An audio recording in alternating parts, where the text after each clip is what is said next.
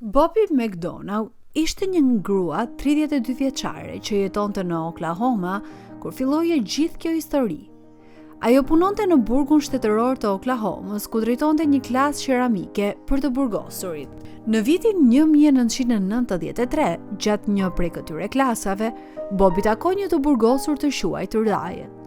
Dyer po vuante dënimin për vrasje, por konsideroi një burgosur i sjellshëm që respektonte rregullat dhe që stafi i burgut e përqente. Ai gjithashtu ishte një artist i talentuar sidomos në skulpturë, prandaj i jepnin privilegjet e veçanta. Lejoi të punonte jashtë mureve të burgut dhe të ndihmonte Bobin në klasën e qeramikës.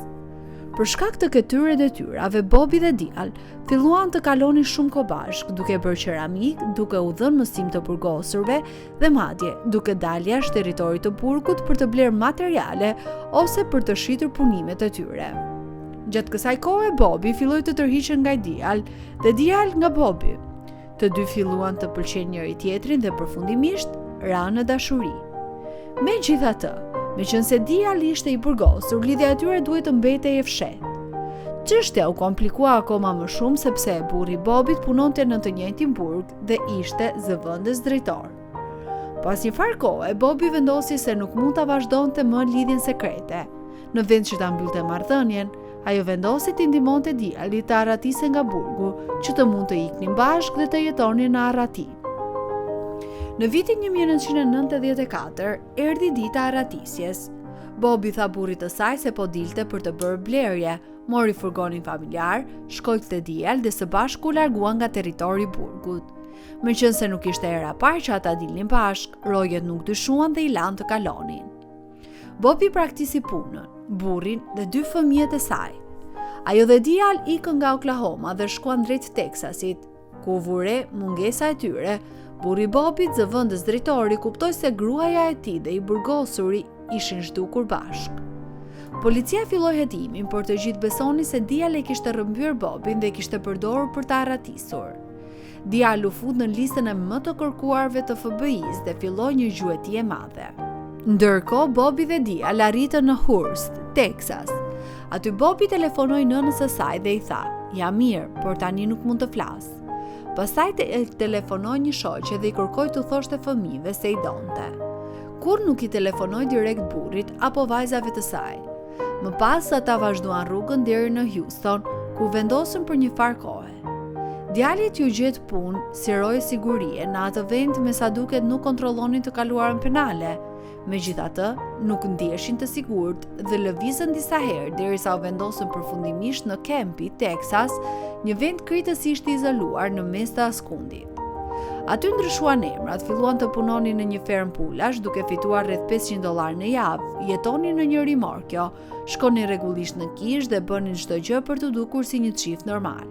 Shmangnin kontaktet e ngushta me të tjerë dhe askush në punë apo në kishë nuk dyshonte asgjë për vite me radhë.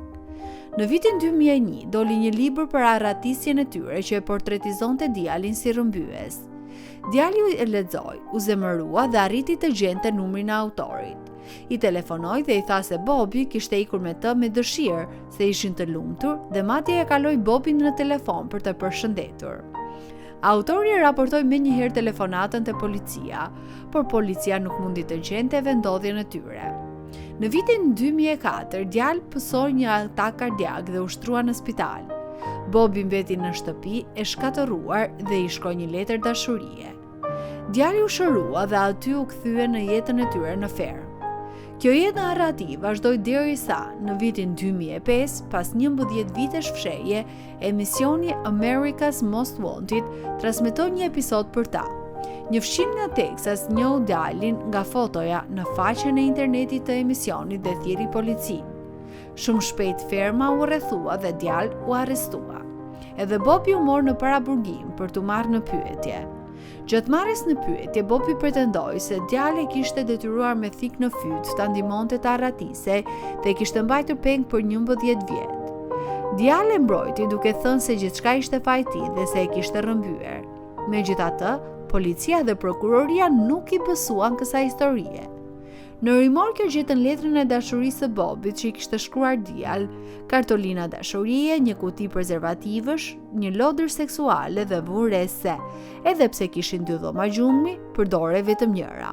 Përveç kësaj, kur djali ishte në spital, Bobi kishte pasur mundësinë të largohej, por nuk e kishte bërë.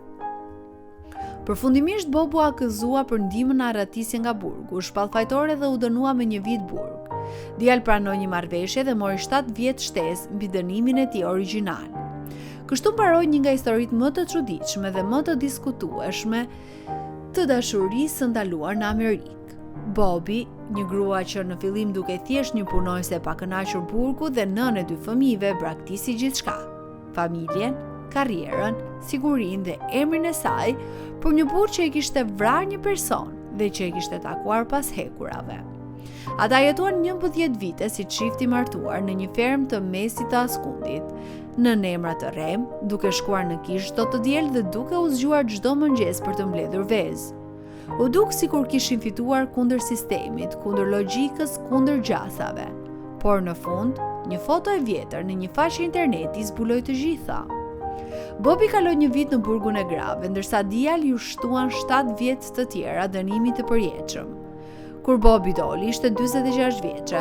Fëmijët e saj ishin bërë të rritur pa nënën e tyre për më shumë se 1 dekadë. Nuk dihet nëse ajo u takua ndonjëherë më me ta, nëse ata e falën, apo nëse ajo vetë arriti ta falte veten. Djali mbeti pas hekurave deri në fund të jetës së tij. Vdiq në burg në vitin 2017, pa e parë kurrë më botën si njeri i lirë pas asaj arratisjeje të çmendur. Historia e tyre mbetet një nga shembujt më ekstrem të asaj që dashuria, ose obsesioni, ose çmenduria mund t'i bëjë një njeriu.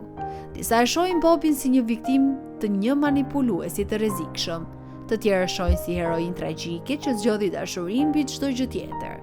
Shumica thjesht mbeten pa fjalë. Si mundi një nën të braktisë fëmijët për 11 vjet dhe pastaj të pretendojë se ishte mbajtur peng? Si mundi të jetonte kaq gjatë në gënjeshtër dhe të dukej kaq e lumtur duke e bërë këtë? Ndoshta përgjigjja është se dashuria dhe frika, guximi dhe topsia zakonisht ecin aq afër saqë në disa raste bëhen një e vetme. Keni kujdes me kjo bini në dashuri. Disa dashuri të çlirojnë, disa të tjera të burgosin për gjithmonë, edhe kur je jashtë